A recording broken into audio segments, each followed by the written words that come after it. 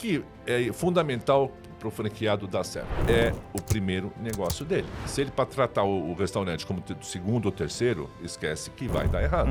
Porque ele passa o dia fora e ele não sabe o que se faz lá dentro, o que acontece. E o que acontece lá dentro é muito importante. É aí que você vai ter a diferença de você ganhar dinheiro ou não.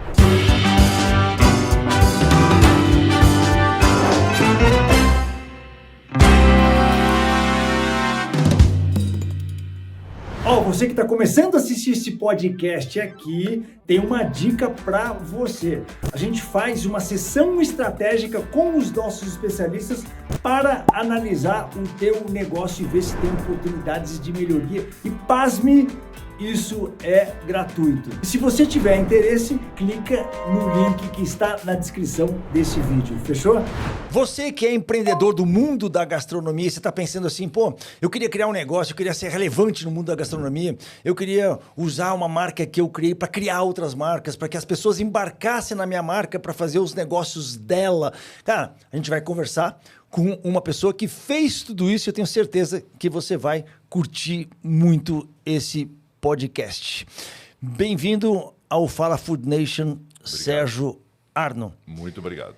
Sérgio, dá um contexto pra gente dos teus negócios. Explica uma coisa, porque você teve lá Posso começar do começo? O Vecchia Cucina? Você quer que eu dê uma reduzida? Não, dá um contexto dos seus negócios atuais, aí depois eu volto um pouco para trás pra gente explorar um pouco da tua história, como que você chegou até aqui. Tá. Bom, atualmente a gente tem a rede de franquias da Pasta Gialla, que são 15 restaurantes, Paraná, São Paulo, Salvador, Teresina, Fortaleza, onde a gente concentra esses restaurantes. Curitiba tem Curitiba e Londrina, e Maringá, Salvador, Fortaleza são 2, São Paulo a maioria está aqui, né? Que é aí Jardins, Tamboré, Aeroporto, Moema e assim por diante. E temos também 3 deliveries dentro do contexto da Pasta Gialla, mas não são restaurantes, são só deliveries, tá? Funcionam nessas dark kitchens. E temos 2 rotisseries, uma em Moema e uma no Brooklyn, que se chama Rotisserie Sérgio Arno, que também é já mais voltada a levar comida para casa. Né? Então, massa, você tem no Brasil inteiro? Brasil inteiro não. Está espalhado em vários estados. Eu queria ser maior, né? Mas, assim, eu queria ter no Sul, não tenho. No total, quantas franquias são que você falou? 15. Então, as suas operações elas estão espalhadas em alguns estados do Brasil. Do Brasil. Concentradas mais em São Paulo. Mais em São Paulo. Aí você tem lojas, todas são franqueadas, você não tem nenhuma própria? Tive, mas eu fechei, que era na Pedroso da Varenga, 2 anos atrás, que lá o terreno virou um prédio. Né? Então, saindo, foi meu último restaurante que eu tocava, eu decidi que estava na hora de me dar uma parada. Eu estou com 64 anos e já não sou mais o mesmo Sérgio que era há 30 anos atrás. Não somos. Exatamente. Já muda dor nas costas, dor nas pernas, dor em tudo, né? Então, assim, mas de vez em quando eu penso em voltar. Nada é impossível, tá? Como você faz com a implantação de novos produtos nas lojas franqueadas? Você tem aqui um escritório, uma cozinha de teste, alguma coisa? Ou você tem algum dos franqueados que você faz os testes nas cozinhas deles? Eu tenho 2 coisas. Eu tenho a minha casa, que é uma cozinha profissional, né? Eu tenho 2 cozinhas em casa. Uma tradicional e uma cozinha mineira, que tem churrasqueira, fogão a lenha, a boca de alta pressão, essas coisas. Então, eu faço... Quando eu vou lançar alguma coisa nova e mudança de cardápio, a gente faz em casa. Então, assim, são 14, 15, 16 pratos, eu faço isso em 2 horas. Os cozinheiros-chefes do Pasta Gialla franquia, que são os 2 chefes que rodam as casas, eles ficam comigo. Você tem essa estrutura de 2 chefes que rodam as casas, que é parte da sua estrutura da franqueadora. Exatamente. Então, eles ficam comigo, eu ensino eles a fazer esses pratos e eles fazem as fichas técnicas, são feitas fotos lá, nós temos um pessoal de marketing, e daí eles implantam as fichas técnicas nos restaurantes que eles vão. Então, assim, nós estamos agora em processo de mudança de cardápio. E geralmente São Paulo é o último estado que a gente muda. A gente começa a mudar fora e vem. Por quê? É mais fácil você começar lá fora e vem vindo para cá. Porque aqui é mais fácil ensinar, aqui as pessoas estão mais acostumadas.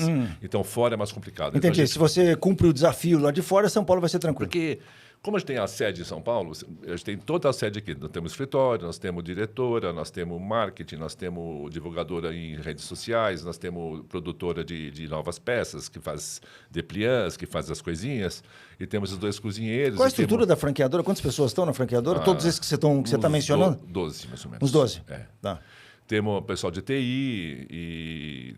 Então, assim, e quando chega... Porque, e tem uma E essa coisa, galera toda trabalha na sua casa ou não tem um escritório?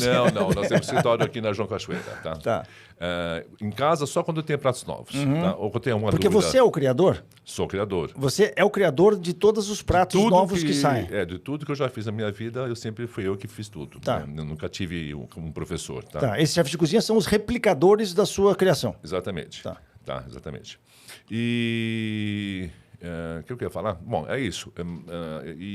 E o fato de estar aqui em São Paulo, os cozinheiros também eles não viajam todos os meses e todas as semanas.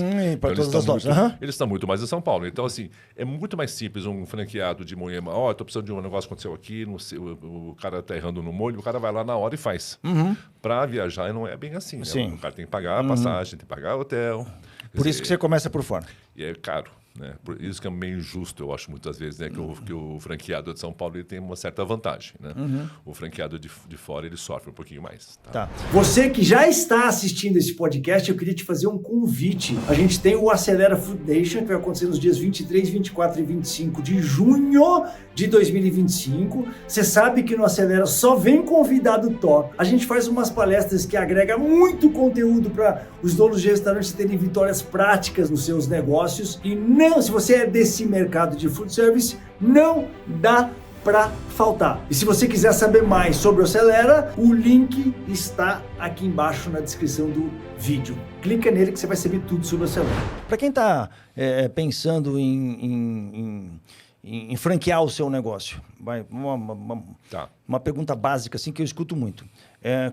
Quais são os requisitos que um cara que tem uma operação de restaurante precisa ter na operação dele para falar assim, cara, eu consigo me aventurar num negócio de franquia e me dar bem? Quais são os requisitos que o operador tem que ter? Bom, quando a gente franqueou a marca, a gente franqueou logo e muito cedo a gente conseguiu chegar em 7, 8 franqueados, digamos, em 1 ano e meio, 2 anos. Não é uma franquia barata, uma franquia vai com a reforma, com os royalties, você vai gastar hoje 1,5 milhão. Tá? 1,5 milhão numa loja, tá. Loja de rua, tá? Porque loja de shopping geralmente é um pouquinho mais caro. Principalmente porque eles fazem porque tem muito mais todos os requerimentos de Exatamente. shopping, as plantas, a estrutura. 1,5 milhão você monta uma loja de 200 e poucos metros quadrados, 90 lugares para sentar, 80 lugares para sentar, fácil. Tá?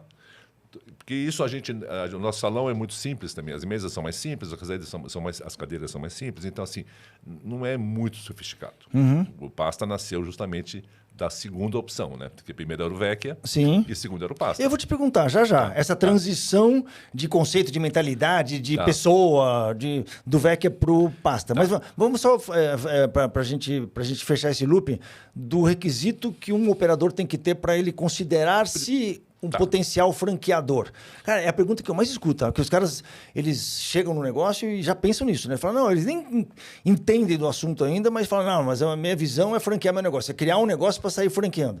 Como que você orienta esses jovens ansiosos? Bom, você criar uma franquia, né, e tentar vender é muito complicado. Criar a franquia já é muito complicado. Porque a primeira coisa, você tem que ter um contrato que é assim, né? Então, sim, tem essa parte burocrática. A parte burocrática e da franquia, você vai gastar no mínimo, o cara vai gastar no mínimo mais de 120 mil reais hoje para fazer um coffee, para fazer todos os manuais, tudo que é inerente ao restaurante. A gente tem desde o piso até o talher e até o avental que o cara vai usar, até a calça, a cor da camisa. Então é tudo muito bem estudado. Ou seja, esse já é a primeira onda que o cara tem que atravessar na arrebentação. Que não é barato também, você pensa. Que é uma onda cara. Que não é barato. Tá. O cara já tem que pôr 100 pau já de cara para dar. Depois o conceito... Não é barato e a pessoa não necessariamente sabe como fazer isso. Não, tem que ir no advogado de franquias que só mexe com isso, que ele vai fazer para você. Então é caro. Segunda coisa, Por que você vai franquear uma coisa, né? Qual é o motivo de você franquear, né? O que você acha? Você acha que fazer uma franquia de pastel, até tem um caso sobre pastel muito interessante, você acha que uma franquia de pastel vai dar certo? Acho que vai, né? Mas o que precisa? Quanto você precisa vender de pastel para você poder ter uma franquia e o teu franqueado ganhar dinheiro? Sim, para todo mundo ganhar dinheiro, né? Aí os números começam a não fechar tão bem, né? Porque a franquia, para o franqueado, ela não é também muito barata, né? O franqueado tem o royalties que ele paga por mês. Né? Ele tem um fundo de promoção que chama FUP, que ele paga por mês, né? Logicamente que ele não tem mais despesa nenhuma em fazer cardápio, em imprimir cardápio, em escolher vinho e assim por diante. Então, isso está tudo pago já. Tá? O que ele tem que fazer é gerir o negócio dele, né? Que é o mais importante. Isso é o mais importante. Então, assim, a franquia tem que saber o conceito, o porquê vender, o porquê fazer, se vai dar lucro, se realmente você vai... Se hoje em dia compensa fazer uma franquia, porque hoje está tão difícil as coisas, que muitas vezes o cara vai fazer uma franquia, faz uma, duas e ele não consegue ir para frente mais. E ele estacionou lá. E aí ele está fadado a morrer. O franqueador... O franqueador. Está fadado a morrer. Porque ele não vai conseguir, com os 5% de royalties que ele vai pedir, ele não vai conseguir manter a estrutura que ele tem que ter. Exatamente. Tem que ter o consultor de campo, tem que ter o cara do marketing. Nem você falou, essa galera toda que você falou. A rede social, o cara do marketing, os cozinheiros. Eu o cara gasto uma que... grana com esse negócio. Não é fácil, não. Então, assim, o cara tem que... Existe algum número mágico, Sérgio, dessa coisa? Assim, não. A partir de X... Eu entendo que o seu negócio que o cara tem que investir 1,5 milhão é diferente de um negócio que o cara tem que investir 200 mil, 300 mil para uma franquia. Então tem diferenças. Mas hoje, se você for falar em franquias de restaurante, fora praça de alimentação e quiosques, você está falando nesse valor mais ou menos para todo mundo. Né? Não sai muito disso. E nesse valor tem algum número mágico de acima de... Eu já escutei falar várias vezes. O quê? Não, acima de 40 unidades você começa a ganhar dinheiro com mentira. franquia. E esse número mágico é invenção. É invenção. Não é mágico coisa nenhuma. Eu acho que o que nós temos de bom é que a gente tem 10 a 12 pessoas que trabalham para a gente, tá? E com isso a gente consegue, com o que a gente recebe dos franqueados, a gente consegue pagar tudo e ainda sobra um dinheirinho para mim, né? Para mim poder viver. Mas assim, não tem 10, 15, 20. Você tem que ter uma gestão muito boa, né? A nossa gestão é excelente. A gente tem um escritório que é barato, né, que custa R$5 mil por mês.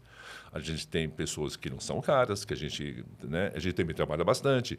Então, assim, não tem luxo nenhum, entendeu? O que tem funciona e tem praticidade e tem nome bom. Tá? O Pasta di Ala tem um nome muito bom. Tá? Hoje ele é uma franquia em restaurante italiano que é muito bem conceituado. Tá? E muito por conta da sua figura, né? Exatamente. É diferente das outras franquias italianas que você tem por aí, sei lá, vai... Eu não vou citar nenhuma para não ficar chato. Mas tem algumas. Tem, mas não dizem nada. Mas a sua tem a sua cara, né? Não, a minha tem a minha cara e tem as minhas receitas ainda, né? Não é que sim, a sua cara e as suas receitas. Não é que eu vou na internet, porque hoje você vai na internet... O seu fingerprint. Você acha qualquer receita que você quiser, tá? Do mundo inteiro. Você vai na internet, você pode baixar lá o que você quiser. Tá lá. Mas eu diria que 90% dessas receitas que estão na internet, elas não são corretas. Elas são incorretas.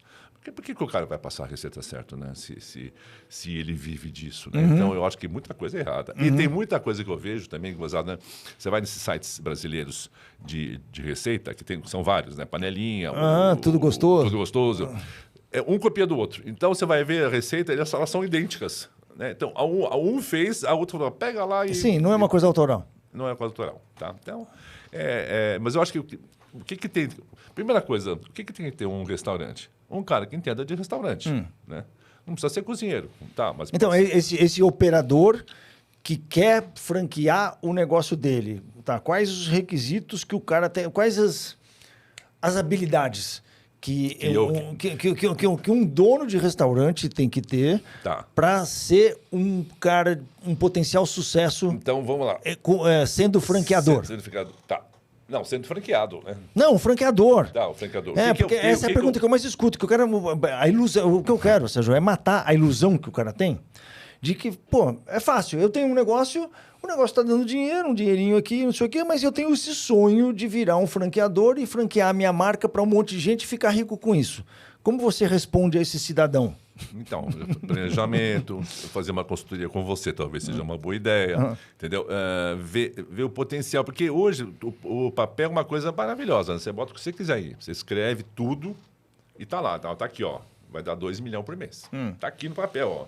Só que metade disso aí não vai acontecer, porque as circunstâncias E são assim, mas já falei. É que eu tenho uma ideia de franquia porque eu tinha o Vecchia. Aí, por que surgiu o Vecchia Cucina? É mais fácil, né? Porque, como é que eu pensei para ter um Vecchia Cucina? Dá um contexto. Perdão, que é quando eu pensei para ter um pasta gialla, né? Tá. O Vecchia era um restaurante caro.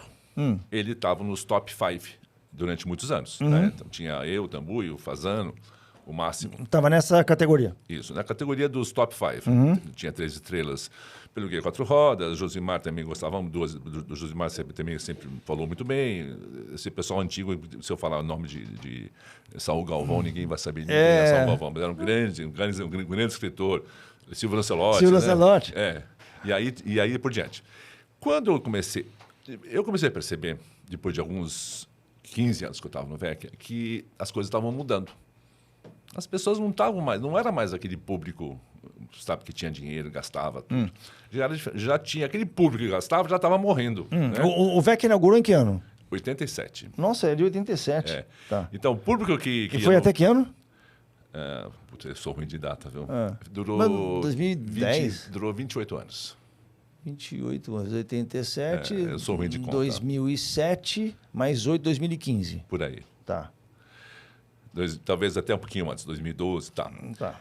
Mas nesses últimos anos, nos últimos 3 anos do Vecchia, eu vi que o público já estava morrendo. Quer dizer, o meu público, a faixa etária era de 60 a 70 anos. Quando eu abri, imagina depois de 20 anos como é que estava, né?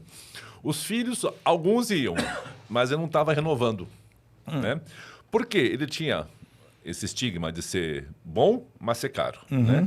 E não era mais da moda, assim, né? Uma coisa que as pessoas gostam muito de moda, né? Já teve uma época em São Paulo que tudo era da moda, né? Mas também tudo tem um começo, meio e fim, né? Como você falou, o Máximo... Mas você viu o Tambuy tá até hoje de pé, né? Porque a filha tomou as rédeas e... Mas ainda com a mesma pegada? Mesma pegada, igualzinho. Mas tem um público fiel, né? Tem um público... Porque o Tambuy, ele é um restaurante que as pessoas vão para ser vistas, né? Então, um cara que ganha dinheiro, vai um Tambuy porque é chique pra cacete. É a filha do Giancarlo que toca? A Carla. Ah, exatamente. Que legal. Bom, e aí eu comecei a ver que estava mudando e que as coisas estavam caras. O Vecchia não era um restaurante barato. Se fosse o preço de hoje, seria em torno de R$400 per capita. Falei, gente, por que não abrir uma coisa muito mais simples, mas com as mesmas ingredientes? Só que eu não vou ter talher de prata, nem copo de cristal, nem prato italiano ou francês. Não vou ter lagosta, nem foie gras e nem caviar. E nem camarão gigante. Mas mesma massa, mesmo azeite, né? Mesma cozinha, mesmo capricho, mesmo tomate, mesmo tudo. Só que com isso eu consegui reduzir o preço em 60%, 70%. Talvez a decoração, o mobiliário, tudo isso. Tudo muito mais simples. E aí eu abri o primeiro La Pasta na rua... O primeiro La Pasta foi na Rua Pedroso. Não foi. No primeiro La Pasta foi no Shopping Morumbi, já que era de um franqueado. Eu já abri já com franquia. Estourou. Por quê? O cara aí aconteceu também, né? Teve 2 lados, né? Desculpa, só uma curiosidade. Sim. Nessa época que você falou, franquia, né? Foi a primeira franquia. Você já tinha isso, o coffee, você já tinha investido nesse R$120 mil, já tinha passado essa primeira onda aí. Já quando... Você se preparou para franquear a primeira unidade. Exato. Não, porque eu já sabia que ia dar certo, né? Eu fiz uma pesquisa lá no Vecchia. Se eu tivesse outra coisa, isso é legal. Então, aí eu falei, sabe uma coisa? Eu sou do ramo mesmo. Falei, vamos fazer o coffee, vamos fazer tudo, vamos deixar tudo pronto. Quem que prospectou o ponto? Foi você ou o franqueado? Foi o primeiro franqueado. Tá. Aí, então, pontaço, né? Foi, mas fechou depois, né? Porque ele também ele enlouqueceu um pouco, acabou indo embora aqui do Brasil. Depois foi indo, tá? Aí eu abri... Porque, para ter a franquia, eu precisava ter uma massaria. Eu já tinha uma massaria no Vecchia, mas ela não daria conta de fazer tudo. Na Pedroso Alvarenga, onde estava o Pasta Gialla, primeiro era uma massaria. Lá que eu fui fazer as massas. Porque eu sabia que eu ia ter que fornecer para o Vecchia, fornecia para alguns lugares também e ia fornecer para os novos Pastas Giallas. Mas desculpa, você abriu só a massaria? Só a massaria. Mas sobrou na frente, sobrou um espaço. A massaria ocupou metade do salão e lá para trás. E sobrou um espaço de 5, 6 mesas. E como o Pasta Gialla começou muito focado em bruschetta, e na Itália era de moda bruschetteria, eu falei, vamos fazer o seguinte, a gente deixa a massaria para todo mundo ver e põe umas mesinhas aqui. Uma bruschetteria. Vamos só fazer bruschetteria. Aí começou assim. E no final a bruschetteria virou massa, virou restaurante, a massaria saiu de lá, Porque aí eu falei assim, melhor ter uma maçaria em outro lugar e faturar, né? Sim. E o Pasta bombou e a Que não maçaria... precisava ser num lugar bacana com Não, um preço não do metro quadrado caro. Exatamente. Aí eu tirei Não faz de lá, sentido. não faz sentido. Tirei de lá e pus para outro lugar e alonguei o restaurante para Pasta Gialla e aí começou. E, por Então incrível esse foi o seu primeiro pasta gialla de unidade própria. própria. E por incrível que pareça, quem eram os meus maiores clientes do Pasta Gialla? Principalmente na hora do almoço. Eram os meus clientes do La Vecchia Cucina. Os caras falavam, para comer... Até meu porque irmão, era vizinho, né? 2 quadras mais para frente, 3 quadras para frente. O cara falou assim, para comer no Vecchia, gastar... Vou pôr um número usando 100, eu vou no Pasta e gasto 55. Eu falei, tá bom, tá certo. Né? Mas o conceito do pasta era mais voltado para o almoço ou Não, eram família. as duas coisas? Almoço e família, tá? Almoço dia de semana e família final de semana. Eu falo muito de Itaim, né? Porque eu sou muito Itaim, né? Tudo que eu tive foi lá, hamburgueria, cachaçaria e assim por diante. Então eu falo assim, o Pasta, ele foi feito para a família, para aqueles normais. Então, no Itaim, o Itaim é muito forte no almoço. Hoje, quem quer ter um restaurante e quer faturar, abre no Itaim porque vai ganhar dinheiro. Porque é almoço e jantar. Jantar nem tanto. Mas tem, né? Muito menos. Mas então por que abre no Itaim? Porque o Itaim tem volume de almoço muito bom, tá? E você consegue ter Mas não é volume... melhor um local... Que locais em São Paulo, já que a gente entrou nesse assunto, que locais em São Paulo que tem potencial bom para almoço e jantar? Então, Vila Olímpia, Itaim são os... Faria Lima e Pinheiros são os melhores locais... Para almoço e jantar. Para almoço e jantar, até hoje, tá? Qual é o local que eu acho que vai ser o novo local? Que já está sendo até aqui próximo a Ceasa, que tem Vila Leopoldina. Vila Leopoldina, porque também já não é mais, porque já foi, né? Também já está bem completa. Eu acredito muito... É rápido, né? Isso. Sabe onde eu acho que vai ser um lugar que vai voltar de novo? Alto da Boa Vista. Lá, não tem mais... Lá tinha os grandes restaurantes. Quando eu era jovem, tinha o Nega Fulô. Mas é longe, né? Tem muita gente que mora lá. Ah, Tem bom, muita gente. para público local. Muita gente que mora lá. E eu acho que é um lugar bonito, arborizado, sabe? Eu acho que vai ser um local para você se pensar ter um restaurante mais chique, uma coisa mais refinada. Um restaurante de destino. Porque exatamente. O grande problema aqui que nós temos hoje no Itaim, nos Jardins e em Pinheiros, a primeira coisa é o trânsito, né, que é infernal. Segundo, por isso que no almoço você pode ver que ninguém vai almoçar de carro. As pessoas vão almoçar a pé. Tem que ser walking distance. O manobrista, ele pega 2 carros por almoço e olha lá. O jantar, sim, o cara vai de carro. Tá? Então, você precisa mensurar bem isso. Na Europa não existe manobrista. Você fala assim, o que é manobrista? Né? Você vai explicar para os caras não entendem o que é manobrista. Só tem em grandes hotéis, olhe lá. Mas não tem gente que para o teu carro. E todo mundo vai de táxi. Vai de Uber, de ônibus, de bonde, a pé. Sim. Né? Até Então, porque também os caras respeitam o negócio de beber, né? O cara vai beber um vinho, não vai... não, Ele não vai jantar sem beber um vinho, né? Mas lá o negócio pega, viu? Muito mais que aqui. Só que aqui tem o problema da segurança, né? Então, muitas vezes você não sai a pé também, porque se você sai a pé no Itaim 11 da noite, você é capaz de ser assaltado. Né? E não só no Itaim, mas como qualquer bairro, né? É muito perigoso. Então, assim, tem uma série de dificuldades para você ter um restaurante. Mas eu acho que esse Alto da Boa Vista, futuramente, vai ser um bairro bom. Tá? Mas para fechar o looping do Pasta, do Vecchia para o Pasta. Então, você, em algum momento, você falou, pô, meu público está ficando velho, é o ciclo de vida normal das pessoas, já por 28 anos é um sucesso absoluto para você ter um restaurante de ótima reputação e tal. Aí você falou assim, bom, então a sua cabeça de empresário teve que dar uma mudança. Porque você falou, é outro conceito, é outro preço médio, é outra localização, é outro tudo. É outro tamanho, é outro modelo de negócio. Porque é um modelo de negócio franquia. Aí a sua cabeça fez... Suf, deu uma... não fez suf, né? Porque, na verdade, eu sempre falo uma coisa, né? Porque eu sempre fui o chefe de cozinha. Tá? Quando eu abri o Vecchia, eu que cozinhava. Até ao final, eu que cozinhava. Eu que fazia compra. Eu que fazia cardápio. O Vecchia Cucina, eu cheguei a fazer, nesses anos, 2.500 pratos diferentes que eu criei. O meu cardápio mudava... de 2 em 2 meses. Tá? E o da semana, toda semana mudava. Então, eu cheguei a fazer 2.500 pratos.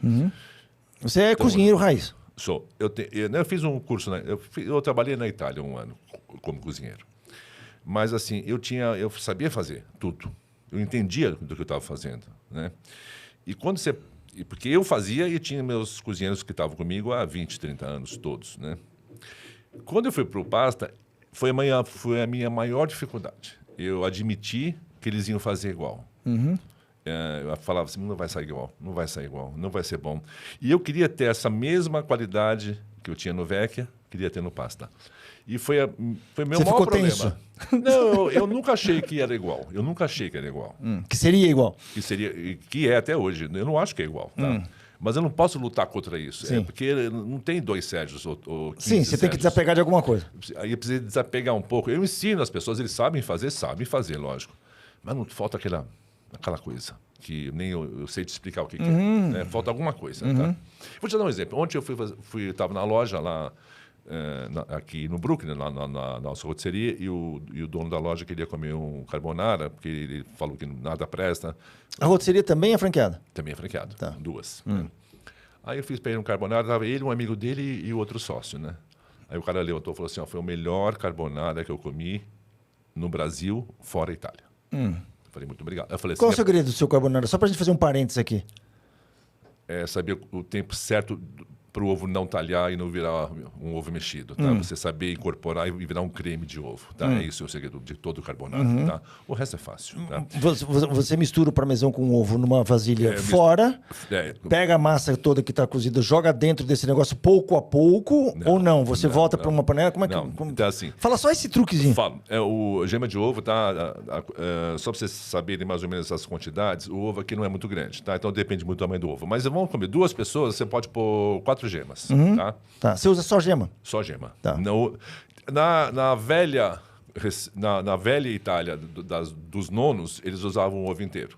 Mas era uma questão de economia.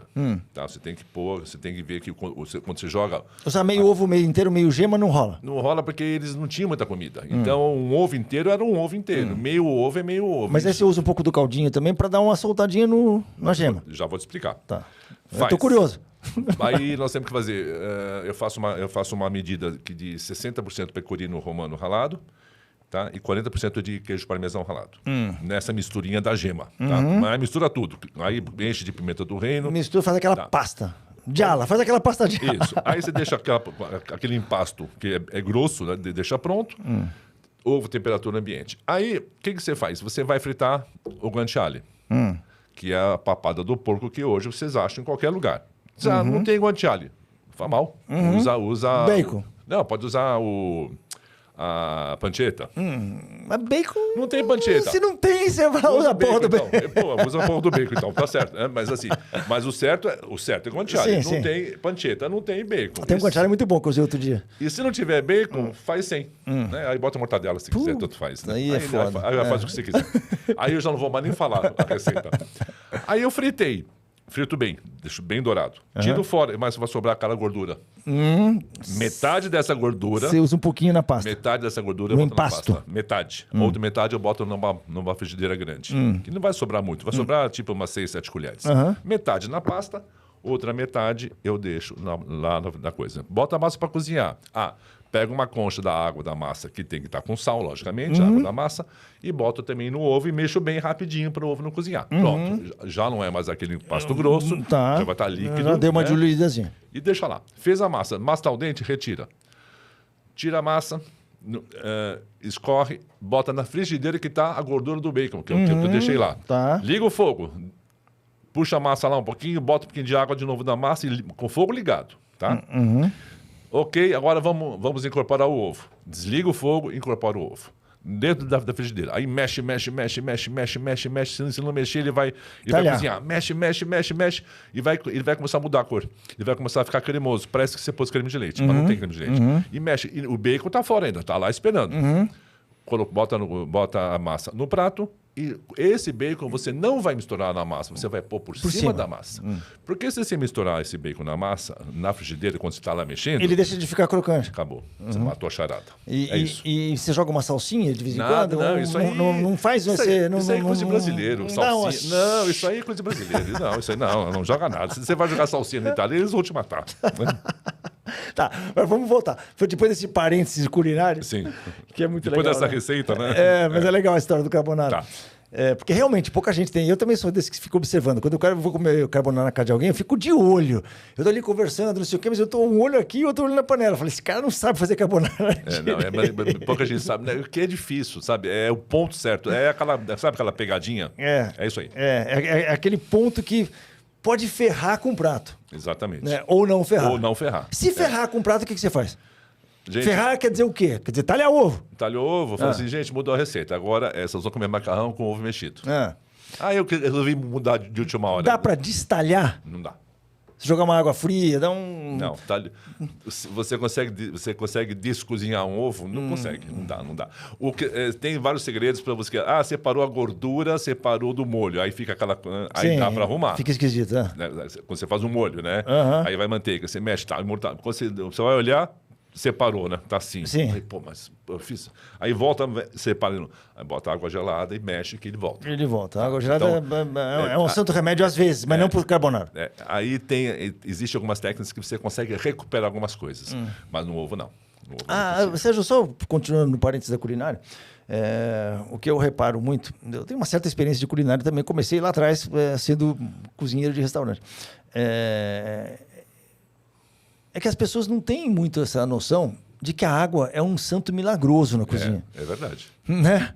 Que a água salva muita coisa, faz muita coisa, mas as pessoas têm medo de colocar água nas coisas. Falam, não, isso aí o molho vai ficar aguado. Não, o creme vai fazer não sei o quê. Cara, a água salva muita receita, né? E a água, negócio, eu reparo muito nas modas, né? Até 5 anos atrás, ninguém usava água no macarrão para mexer no macarrão. Isso aqui é recente, é uma coisa que veio lá da Itália, o pessoal falou, não, tem que pôr água. E aí agora tá todo mundo, porque a água tem amido, né? Mas isso aí é uma coisa recente aqui no Brasil. Você tem essa noia de, sempre que está cozinhando uma massa, você pega uma caneca de água e deixa ali para qualquer coisa? Não. Você não tem essa noia? Não tenho. Eu tenho. A minha mulher fala, isso aí é paranoia, você tem que tratar esse assunto. Qualquer massa que eu faço, eu pego uma caneca, guardo na caneca e falo, não sei se eu vou precisar dar uma... Não, porque eu usar essa água para alguma coisa. Sabe por que eu não guardo? Porque, na verdade, eu uso cesta, né? Então, eu tiro da massa, a água tá lá ainda. Entendi. Eu só vou jogar água... entendi, você deixa ali. Não é que eu despejo... Não, você guarda a água toda. Guardo a água toda. Tá. Se eu não tivesse, gente, vai ter que jogar a água fora, aí eu guardaria um copo. Com certeza. Agora, vamos voltar, Sim. Antes do parêntese culinário, porque você estava falando não é assim, zuft, né? Que eu falei, não, a mudança de cabeça, né? Do pasta gialla, do vecchia para o pasta gialla. Para o pasta gialla. Não é assim, zup. Aí você ia falar assim, não, mas não é assim. A minha vida de empreendedor, eu comecei como...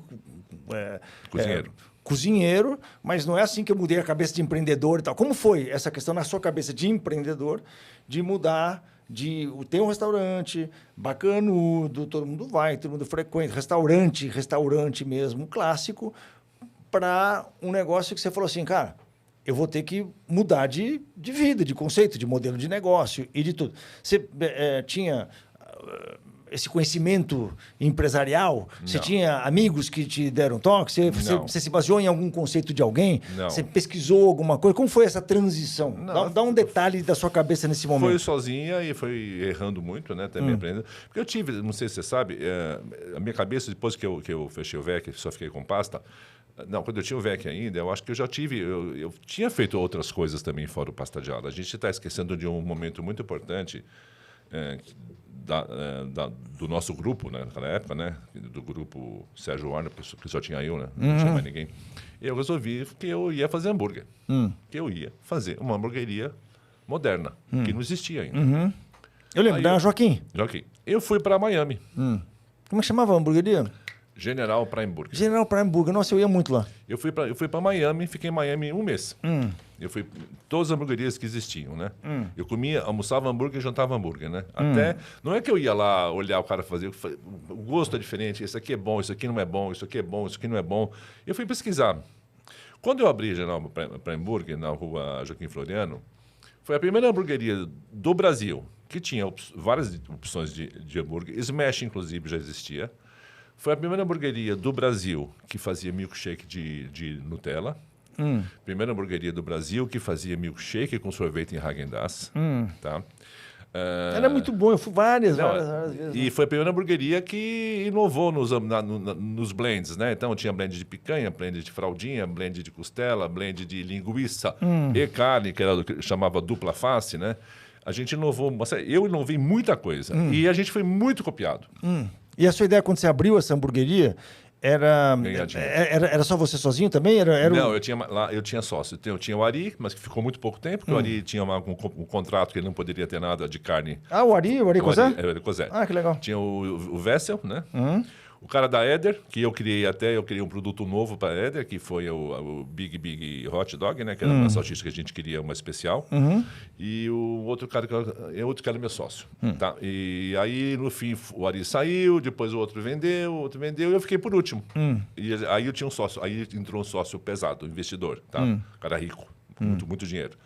E eu acabei vendendo para ele. Mas foi a hamburgueria mais copiada. E depois que o Prime existiu, é que vieram esses Holy Burger da vida, essas coisas. O Prime foi o starter dessas hamburguerias. Da hamburgueria artesanal. Não tinha, né? Então a gente também eu fui também precursor nisso, tá? Que ano que era isso, você lembra? Sua memória tá ruim, mas, dá uma puxada aí. Fácil, né? Faz tempo, já faz 20 anos. É 20 anos? É porque eu lembro muito de ter ido lá várias vezes. Mas aí você vê... Eu também questionei. Depois eu falei, o que aconteceu com o General Prime Burger? Aconteceu alguma coisa? O que aconteceu com... Prime Burger? Prime Burger, depois que eu saí, acabou, né? Praticamente eles acharam que eles sabiam tudo, abriram 2, 3 casas aí, afundaram todas, né? Porque perdeu a qualidade do hambúrguer, perdeu a qualidade do milkshake, perdeu a qualidade de tudo, porque não tinha chefe. Tinha o investidor. E muitas vezes o investidor não é o cara certo para ter um restaurante, né? Quando você fala em investidor, você fala assim, você é investidor, então você fica eu te mando os números. Aí uma vez por mês a gente se reúne para a gente falar de número. Falar de número, mas não vamos falar de cozinha, porque senão não vamos se dar bem, né? E esse era um investidor que queria se meter na cozinha? Não, ele achava que sabia tudo e começou a fazer e fez mudanças drásticas. E aonde as pessoas... Aí ele até uma coisa gozada aconteceu, General Prime Burger vem de general de geral. Tá? Sim, General, Tipo o General Store, né? E ele achou que era general do exército. Então, quando entrou, o que ele fez? Ele mudou todas as fardas dos garçons e colocou estrelinha militar. Não, colocou a roupa do exército mesmo, né? Então, assim, até ficou gozado, né? O cara falou assim, ele não entendeu muito bem o que é general, né? E o Prime? Vem de onde o nome? O Prime é de Prime Burger, tipo um hambúrguer premium. Esse nome eu juntei com... A gente sentou uma vez, eu pensei, já sabia que ia chamar General alguma coisa. Aí, já Prime Burger e tal. E um cara lá no sul, em Curitiba, fez a logomarca pra gente, tá? Que foi muito feliz, a gente foi muito feliz no nome. O General Prime Burger chegou... Era uma estrela, não era uma estrela? Não tinha um... Não tem. Era um G, era assim, com P e tal. A gente chegou a fazer 21 mil conversas por mês. Naquela loja? Naquela loja. Caraca, não tinha nem delivery naquela época, né? Olha, foi a primeira vez que eu falei assim, eu achei que eu entendesse de restaurante, né? Eu não conseguia dar conta de como é que eu vou fazer 21 mil conversas nessa loja. É muita gente, né? Todo mundo sentadinho. Todo mundo sentadinho. E era assim, na cozinha era uma loucura. E eu tava lá, falava, gente, eu não vou dar conta desse negócio aqui, precisa pôr mais uns 3 chapeiros aqui no mínimo, né? Porque eu vinha de um restaurante feito à mão, né? Tudo artesanal, fazia 100 pratos numa noite, né? Lá era 500, 600. Não era, falei, gente, é difícil. Aí eu aprendi, mas eu não queria ter mais, é muita mão de obra. Cara, que legal. É bom, viu? E era um conceito Bom que negócio. poderia ter sido... Poderia durar, mas nessa hora o dinheiro falou um pouquinho mais alto. O cara me ofereceu uma quantia que era irrecusável. Eu falei, tá bom. Aí você saiu do business. Poderia ter sido, mas...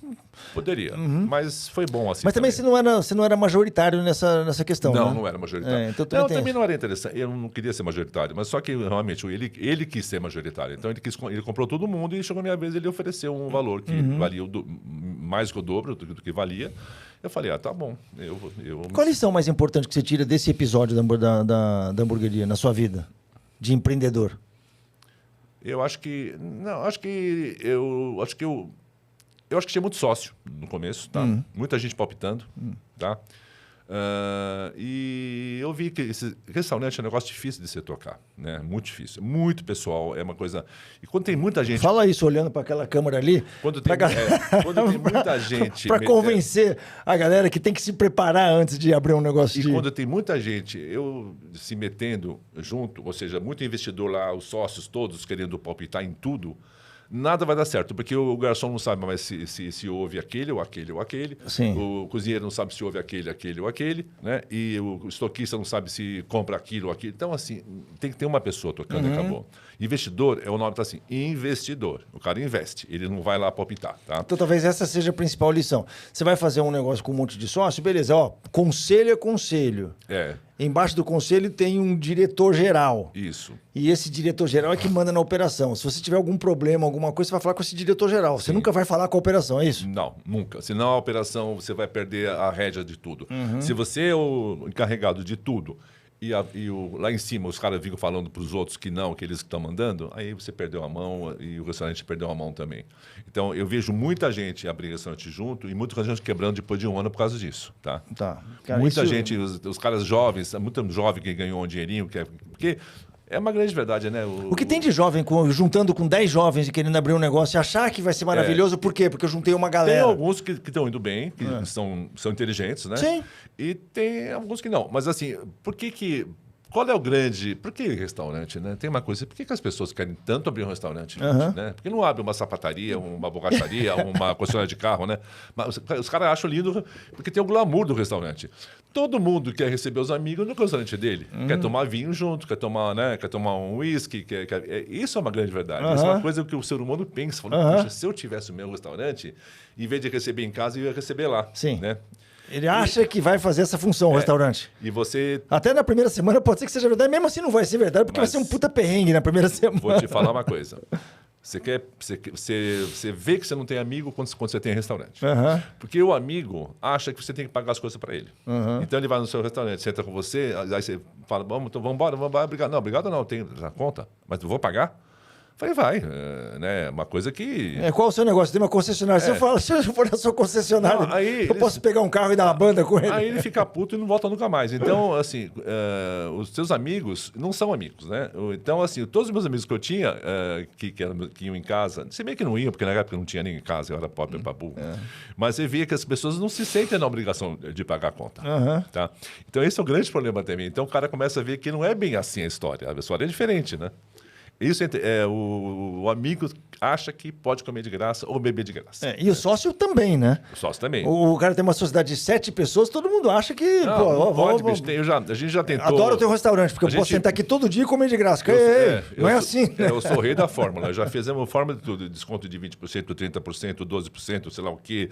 Não pode ir mulher, a mulher pode ir, os filhos... Falei assim, uma coisa? Acabou. Todo mundo paga. O único que não paga é o cara que está lá trabalhando o dia inteiro. Agora, o cara que vai almoçar todo dia, paga todo dia. Melhor coisa. Acabou. Isso que você está falando de sociedade é uma coisa que eu me deparo muito com os clientes, né, da nossa empresa que tem problemas de sócio. Porque o cara, ele quando está começando o negócio, ele não visualiza os problemas que vão acontecer por conta da escolha de sócio, por conta de não ter essa clareza do papel do sócio no negócio. Essa clareza de quem vai pagar a conta, quem não vai. Os amigos, o que vai acontecer? O amigo chegar, vai passar fila, vai sentar de graça, eu posso mandar um amigo e falar para ele não pagar. Cara, se você não tiver essa clareza, só que ninguém tem. Não. Porque quando os caras eles têm essa ilusão, né? Eles saem da realidade de uma tal maneira, quando eles estão montando a sociedade, é tudo maravilhoso, né? Ah, não, o negócio vai dar certo. Pô, isso aqui vai dar grana. Não, a gente vai sentar, a gente vai comer, a gente vai se agradar. Legal, a gente vai sentar aqui, nós 5 sócios, e vai ser demais, porque a gente vai bater papo. Não é isso que vai acontecer. Só que o cara não tem essa noção quando ele está abrindo o negócio, né? Ou seja, então essa lição que você está dando por conta dessa experiência do General Prime, é interessante para todo mundo escutar, né? A sociedade é muito bonita. Quando a gente começa, quando a gente abre, né, todo mundo se beija, se abraça, né, e acha tudo lindo, né? A do Prime deu muito certo no começo, até esse investidor entrar, porque a gente começou já no primeiro mês com lucro. Porque a sociedade... Foi rapidão para chegar nesses 21 mil que você falou? 2 meses. É mesmo? É. Então, quando E localização boa também ali, né? Tudo certo. Localização Almoço boa, e jantar. Passante na rua, estacionamento colado com o Jornal Praia Burger, que era naquela esquina Na que frente tinha- daquele que tinha- prédio gigante, lá, como é que chama aquele tudo prédio? certo. O mall, Corporate, não sei o quê. Esqueci, já te falo. Enorme. É. Então, o Prime, depois assim, então, fechou o mês, temos que você começa a trabalhar pagando conta ainda, né? Pagando o jogo fogão, pagando o móvel, O né? passado Isso. te persegue. Pagava tudo e ainda sobrava dinheiro. Aí ninguém brigava. Porque também outra coisa ruim, quando você abre uma coisa e no primeiro mês você tem que pôr mais dinheiro, os caras falam, mas tem que pôr mais dinheiro agora? E agora eu estou sem dinheiro. Aí começa a dar confusão. Tá? Segundo mês, pagava Quando você tem que puxar dinheiro do sócio, aí o cara fica nervoso. Fica né? nervoso. Porque ele já acha que depois que abriu já acabou, não tem mais despesa. Mas tem, né? Porque tem coisas que demoram um pouco para frente. E lá ia super bem, né? Até agora que acabou de pagar tudo, aí sobrava uma grana bem legal, bem boa. Deixa eu fazer um parênteses rapidinho sobre esse assunto. O franqueado seu também tem essa distorção de fluxo de caixa. Ele quando abre o negócio, porque é a responsabilidade dele, né? Não, ele sabe. Você é o franqueador. A sua obrigação é o quê? É ajudar ele a fazer o business plan dele. Sim. Os números. Mas e aí você alerta que fala, ó, não é assim, você abrir o negócio vai parar de colocar dinheiro. Tanto que a gente fala, na própria proposta, na própria manual de operações da pasta de aula, está escrito lá, o seu retorno é de tantos meses, sendo que os 2, 3 primeiros meses você vai ter um aporte de pelo menos 80, 90 mil reais em caixa, para você ir girando. Tá. Eles sabem. Sabem sim. Isso está claríssimo desde o começo. Até antes de começar a operação, ele já sabe. Tá. Ó, nós já sei gastar 1,5 milhão, falar acabou meu dinheiro. Então, não. Tem que guardar mais um pouco, você vai ter 2, 3. Talvez você não tenha, mas com certeza você vai. Nós temos experiência de saber que o terceiro mês que começa a não ter mais que pôr dinheiro. Tá? Tá. Isso tem acontecido em todas as lojas? Tem, tem lojas que são mais desafiantes do que as outras? Existe também aquela coisa normal, né? Quando você abre um restaurante de São Paulo, qualquer lugar do mundo que você fala, abriu tal lugar, vamos lá conhecer, vamos. Então existe assim uma aquela curva da novidade. Essa novidade, que depois essa curva cai. Né? E o cara acha, mas que nós estamos errando. Não estamos errando. É que agora já não somos mais novidade. Agora nós vamos ter que fazer parte da cabeça do ser humano. Ele vai ter que se lembrar da gente. Como? Aí nós entramos com as redes sociais. Sim. E com, né, o Pasta de Aula tem, cada casa tem o seu perfil? Tem o seu perfil, mas eu tenho um perfil só, eu tenho o Pasta de Aula oficial, e hoje nós temos um saque, porque a gente percebeu que muita reclamação não chegava até a gente. Então a gente não sabia de muita então você coisa. tem um saque da rede. Da rede. Então, assim, mas cada casa tem o seu @Pasta de Aula Jardins, @Pasta de Aula Moema, Tá. que para os clientes deles tudo, né? Mas o principal, mas tudo que é ligado a eles também é ligado a nós. Quando eles são marcados, nós também somos e assim por diante. E nós também marcamos eles. Então, hoje está bem fechadinho esse negócio. Deixa eu só aproveitar um gancho que você falou do manual de operações, né? Qual é a maior dificuldade que o operador, o franqueado, passa no negócio dele na implementação do manual de operações? Quais são as verticais mais desafiantes para o operador? Cozinha, salão e estoque. Explica. Primeiro, o cara não vai lá e não sabe mandar. É nessa ordem que você fala? Ou cozinha, salão, estoque? Ou... Não, cozinha, salão, estoque. Cozinha geralmente todos os meus franqueados, exceto 1 ou 2, eles não sabem cozinhar. Então, eles dependem 100% do cozinheiro. Tá? Então, eles não podem chegar lá e falar, você está fazendo errado isso, porque ele não sabe se está fazendo errado. A técnica culinária, ele não tem. Não só a técnica culinária, eu saber se a água... Vou te dar um exemplo idiota. Meu maior problema nos pastadiários é lembrar dos cozinheiros colocarem sal na água da massa. Eles nunca colocam, a massa sai insonsa, né? Gente, coisa mais simples do mundo. Mas eles esquecem, tá? Dá uma ideia. Então, assim, cozinha é um fator, assim, que o cara não sabe, se o cara tiver lá jogar o pé de alface fora, ele não vai perceber que o cara jogou o pé de alface fora, porque ele não sabe se é para jogar ou não, entendeu? Esse é o fator número 1. Número 2, salão. Antigamente, a gente tinha treinamento de salão, porque existia pessoas que estavam treinamento de salão. Hoje você não tem. Hoje é difícil achar uma pessoa. Aliás, se você tiver alguém, até gostaria. Porque o salão... existe muita mudança os garçons, eles não param mais nas casas. Então, é impossível você ter um treinador todo dia numa casa. E o franqueado, todos os meus franqueados têm mais de 5, 6, 7, 8 anos. Eles deveriam, no mínimo, entender um pouco do salão, né? O que é entender do salão? Se o garçom serve certo, se o garçom é bem educado, se o garçom leva as coisas certas, se ele não sabe, se ele fica atento às mesas, assim. Mas a gente quer alguém para treinar. Falei, vamos tentar arrumar de novo. Mas assim, é difícil treinar vocês. Mas eles querem alguém seu para treinar os caras, os garçons deles? Aí você treina, o cara vai embora. Aí ele pede de novo, fala, agora não dá, né? Então, as pessoas têm que falar, vocês têm que se adequar, vocês são os caras que têm que Os treinadores. Vocês comem todo dia aqui, vocês estão todo dia, vocês que têm que falar assim, assado e tal, porque isso aí... Na estrutura deles tem um maître? Não, alguns restaurantes têm, poucos, mas o Pasta Gialla, ele foi criado para não ter maître, para ter um garçom líder, tá? E foi criado para não ter gerente, tá? Porque a gente acredita que o dono, o cara mais próximo a ele, vai tomar conta da casa. O Pasta não admite gerente, porque a gente não tem uma margem tão alta assim, tá? E o restaurante não precisa de gerente. Então pressupõe que o dono vai ser o gerente, que é um cara que mão na massa. Deveria ser, tá? Deve ser, tem que ser, senão não vai funcionar, tá? Eu tenho casos, nós abrimos franquias para... Outra coisa que você não perguntou, o que é fundamental para o franqueado dar certo? É o primeiro negócio dele. Se ele, para tratar o restaurante como segundo ou terceiro, esquece que vai dar errado. Ele não pode tratar como o quintal da casa dele ou como a sala de visita. Eu vou na fábrica, na minha fábrica, ganho dinheiro, à noite eu vou no restaurante com os amigos comer. Pronto, ele está fadado a morrer, porque ele passa o dia fora e ele não sabe o que se faz lá dentro, o que acontece. E o que acontece lá dentro é muito importante. É aí que você vai ter a diferença de você ganhar dinheiro ou não. Mas aí depende de você achar esse franqueado, com esse perfil de franqueado que o restaurante seja o principal... Por isso que eu recuso muita franquia. Falo porque nós tivemos a infelicidade de admitir alguns... Que estavam nessa outra vibe. Que ia ser a mulher que ia tocar, que ia ser o sobrinho com a tia... nenhum deu certo.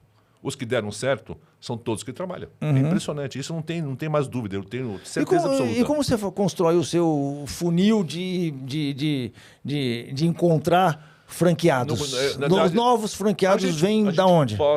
Eles vêm de e-mails que mandam pra gente. A gente, por causa da sua marca, nós tivemos tal restaurante seu, gostamos muito, sabemos que você faz franquia, a gente queria informações. Aí a gente manda informação, né? Aí eu tenho uma primeira entrevista com um cara. Quando ele fala, não, isso aqui vai ser para minha mulher, eu falo, olha, isso não me leva a mal, não. Mas vamos deixar para lá, porque não é essa franquia. Então, os nossos franqueados vêm de uma maneira orgânica. Ele te manda e-mail, ele vai contato lá no Instagram, ele vem através de um outro franqueado que indicou. Ou de um amigo que foi e falou, vamos fazer um negócio que... Aí, lendo também nas redes sociais, também tem as franquias que estão lá, que tem venda de franquia, que a rede Pasta Gialla é uma franquia. Então, eles vêm assim, organicamente. Eles vêm com interesse, primeiro, de perguntar como é que é, depois, logicamente, a segunda pergunta é quanto custa, né? E a terceira pergunta é quanto dá. Né? Aí eu faço... E a minha pergunta... Quanto dá? Assim, você pode falar esse número ou não? Em média... 20%. Para ele? Para o franqueado. Para o franqueado? Depois de pagar royalties para você? Depois de pagar royalties para mim. 20%? 18, 20, vai. Cara, depois de pagar tudo, imposto, royalty... Eu não sei se imposto ele paga, né? Mas eu acho que sim, né? Mas acho que dá. Não, é que tá cada vez mais complicado. Porque assim, eu sou um cara muito bom até. Vou te falar por quê. O meu royalty é do valor líquido, não é do valor bruto. Ou seja, eu não cobro royalty sobre 10%. Então, o valor líquido, você diz, excluído de 10%. Exatamente, porque todas as franquias cobram, né? O valor integral. A gente separa... Quanto é o royalty seu? 5. Mais a despesa de marketing, né? 1,3. Mas também, o que nós temos? A gente é muito bom nas coisas de marketing. A gente faz só o essencial.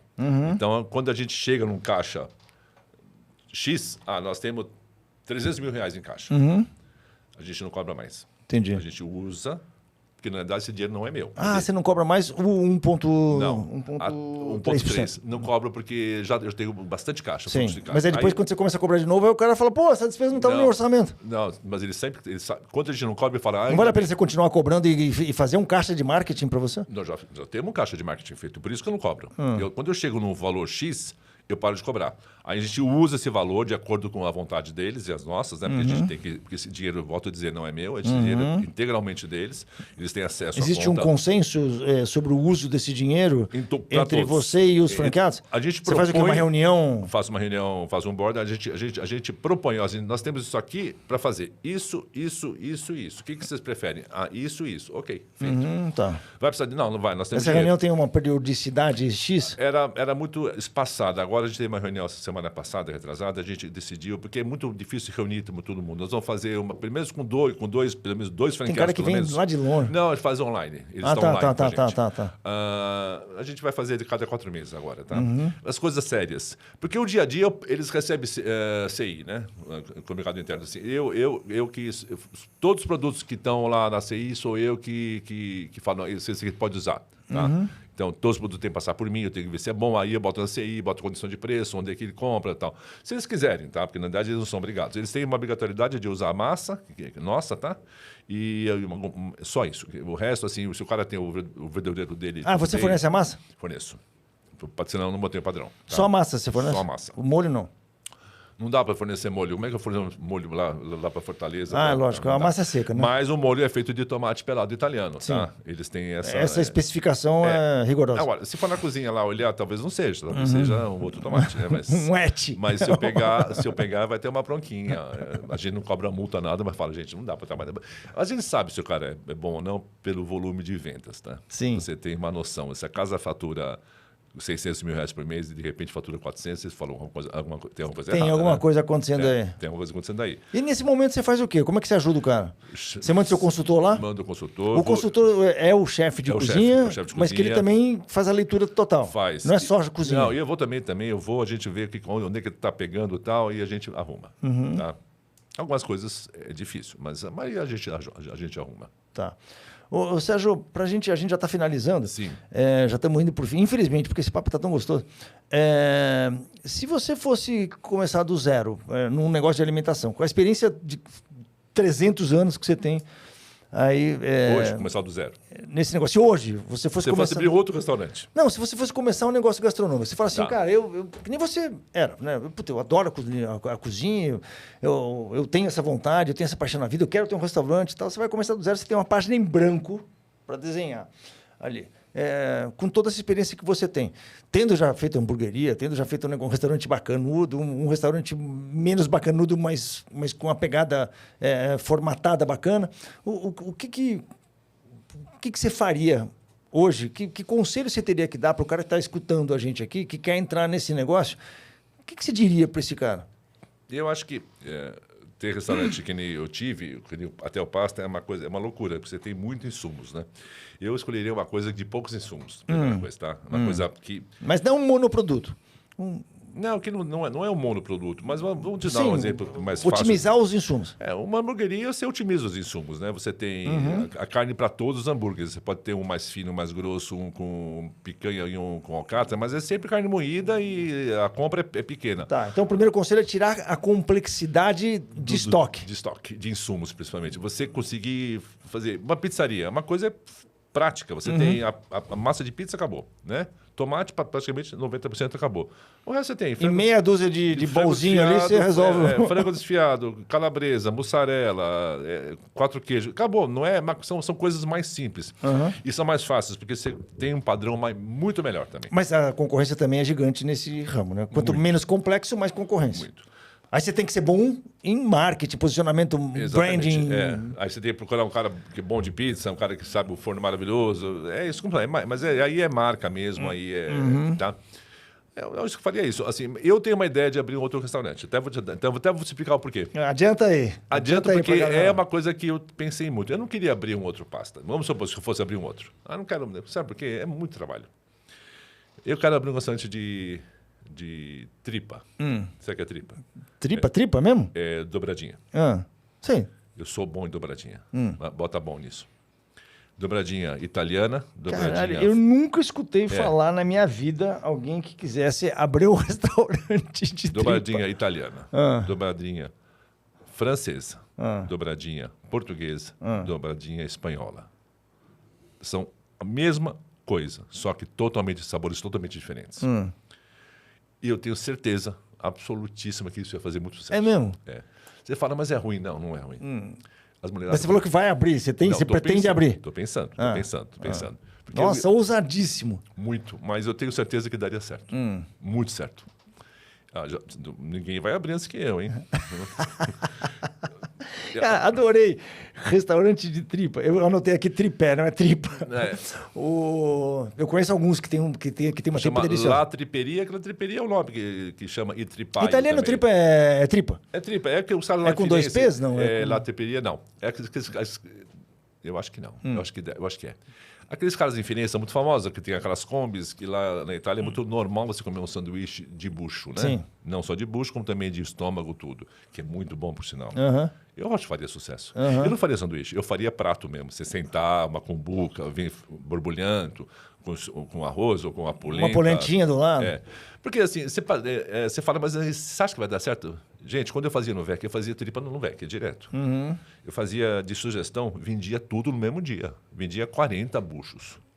E para senhores, e para senhoras, não é que comia. E se você mudasse o nome de tripa para outro nome? Assim, porque eu adoro tripa. Mas você chama... Mas tem gente que não conhece tripa e odeia só porque fala... Não, mas eu preciso pensar, mas aqui chama bucho, né? É pior. Ou dobradinho, pior ainda. Dobradinho é melhor. Não, assim, lá tripa, não, acho que... Não, isso aí é uma questão... Isso não vejo problema, só tá me passando pela cabeça. Não. Sem pensar muito. Todo mundo como você... mas você acha que... Pô, eu tenho preconceito, porque as pessoas têm preconceito mesmo. Tem. Mas vai comer o meu bucho para saber se é bom. Mas só que as pessoas não se dão a essa oportunidade. Só que você não tem onde ir para comer bucho. Tem um lugar que faz um bucho razoavelmente bom, que é o Fredi. Né?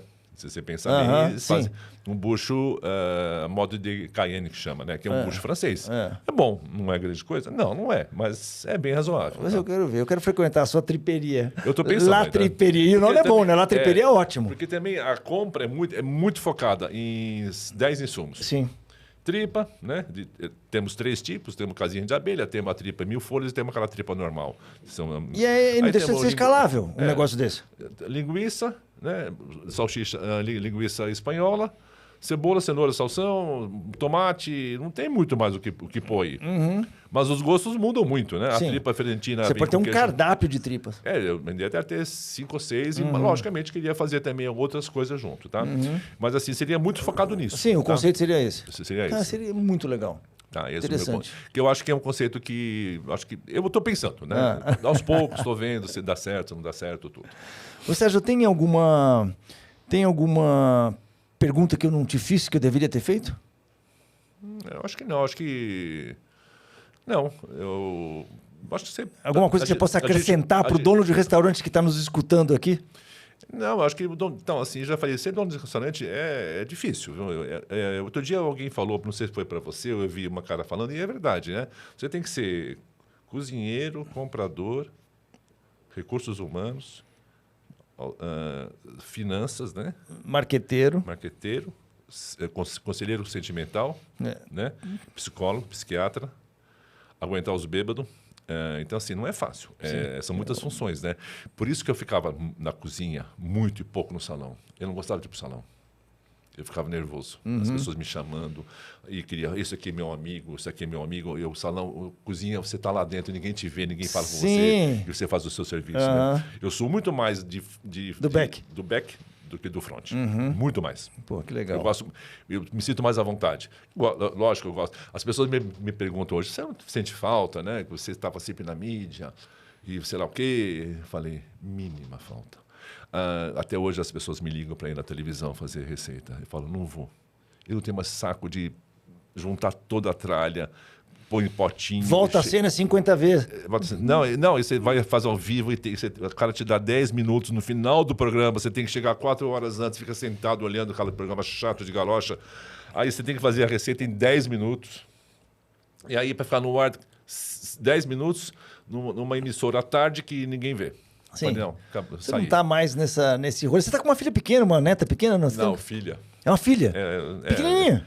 Tem 1 ano. 1 ano? Eu tenho 2 casadas e já tenho um neto e tenho uma filha de 1 ano, porque minha mulher, eu casei faz 15 anos, ela era jovem, né? Ela queria ter filha, eu falei, é justo também que ela tenha, né? É justo, e é uma delícia, né? Ela chama Antonella, tem 1 ano e 2 meses, 3 É meses. uma delícia. Eu tenho uma netinha de 1 ano e meio. Eu já falei assim, eu falei assim, não tenho o mínimo problema se alguém falar, você é avô? Eu falo, sou. Porque vão perguntar, né? Então, já sei Na escolinha, falou, vovô veio hoje. Aí eu falei assim, vou na escolinha, todos assim, os pais tudo de 29, 30 anos e eu lá o velhão de 65, que vai ser o ano que vem, né? Então, não vai ser fácil, não. Eu, quando for, é a mesma coisa que você, tenho a mesma idade que você, mesma coisa. Mas eu sou realmente avô. E adoro ser avô. Que ele vem sem boleto, né? Isso é a melhor coisa do mundo. E tem uma coisa, deixa só até pra gente finalizar, né? De falar 2 coisas. Eu tô indo pra Itália agora, daqui a alguns dias eu vou pra Itália, eu vou ver lá umas coisas, elas vão trazer umas novidades pra cá. Eu sou muito amigo de um importador que mora aqui, que é italiano, e eu vou com ele, inclusive, pra gente trazer algumas coisas novas para consumo de restaurante. E queria falar uma coisa, por que eu fiz cozinha italiana? Porque eu poderia ter feito francesa, espanhola, porque na verdade eu sou filho de, mas nunca... Arno é italiano? Arno é, mas meu pai não é. Meu pai, ele se naturalizou brasileiro para poder ter a fábrica. Então, assim, A fábrica Arno era nossa. Era da sua família? Era da minha família. Tá. Quando eu me casei com uma italiana, eu fui morar na Itália. E eu já sabia cozinhar, porque já comecei a cozinhar com 7 anos de idade, tá? Mas eu fazia a comida que a minha mãe fazia. Então, ela fazia comida francesa, fazia comida brasileira. Meu pai nunca falou italiano comigo, e nem minha mãe. A gente foi criado na língua francesa. Mas quando eu fui para a Itália, eu falei, não, isso aqui eu me sinto em casa. Eu tenho descendentes italianos. A minha avó morou na Itália muitos anos. Meu avô também. Meu avô era importador de café brasileiro para a Itália, junto com o Café Ilha. Eles tinham uma empresa lá, tudo. Então, assim, eu tinha muita ligação com a Itália. E eu aprendi na Itália a cozinhar como a Itália se cozinha. Ia falar tudo normalmente. Como eu poderia ter sido, talvez, francesa. Né? Mas eu fui para o lado italiano. Mas não foi porque eu quis ir, porque eu achei que era isso aqui que eu queria fazer. E isso está dentro de mim, né? Sim, você acabou...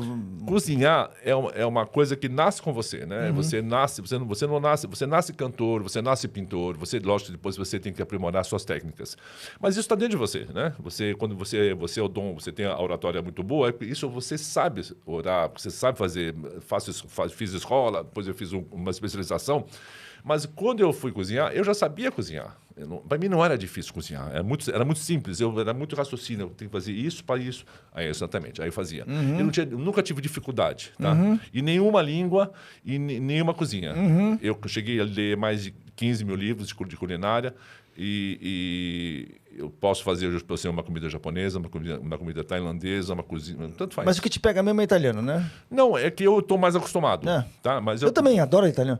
Mas gosto da francesa também, mas adoro italiano. Fui educado na culinária francesa, mas eu adoro italiano. Espanhola também adoro espanhola. Quer dizer, é fácil, mas assim, a italiana eu estou mais acostumado, porque eu vivo o dia a dia. Tá? É isso. E a paixão que ele tem, que os italianos têm pelos ingredientes é uma coisa louca. E lá em Itália as pessoas conhecem, né? Eles sabem que lá chama-se cultura gastronômica. Aqui nós não temos cultura. Nós temos muito pouca cultura. Tem um pouquinho já, perto do que era antigamente, melhorou muito.